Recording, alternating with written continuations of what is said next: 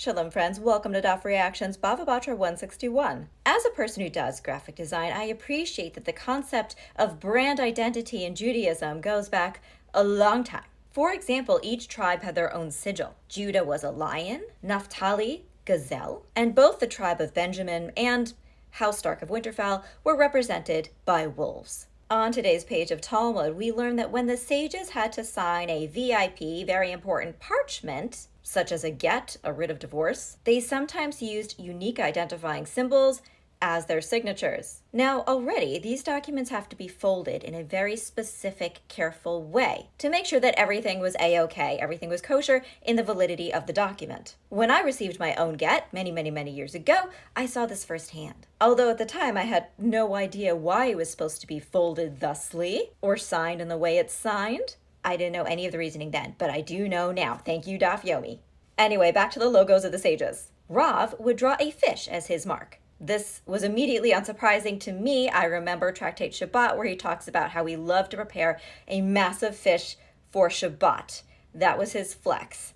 Rabbi Hanina drew a palm branch, and that's how I know this can't possibly be Rabbi Hanina ben Dosa, because 100% his symbol has to be the scorpion that tried to kill him and ended up dying instead.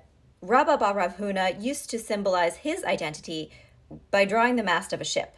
And honestly, I'm not sure exactly how he did that without sketching in also the rigging and the sails for context. Otherwise, it could be confused for a lot of other things. I love the idea that the sages all had their own logos, their own visual brand identity. Alas, today's daf does not give every possible logo for every sage, but I very much would like to see the brand book for each and every one of them, so this is what I'm imagining. These are my suggestions. Reish Lakish's logo has to be a gladiator sword, and his font is like a really heavy one, something like impact, something that just hits you over the head like a rock in a sack. Rabbi Yochanan's logo is a small finger bone, and I feel that because he's so popular and good-looking that his font is definitely Helvetica. Beroria's logo is a hand. For that time she told Rabbi Yossi to talk to the hand because the face wasn't listening. Her font is something classy and elegant, like Garamond, but like in a bold to emphasize her strength. Rav Kahana's logo is an eggplant emoji under a bed.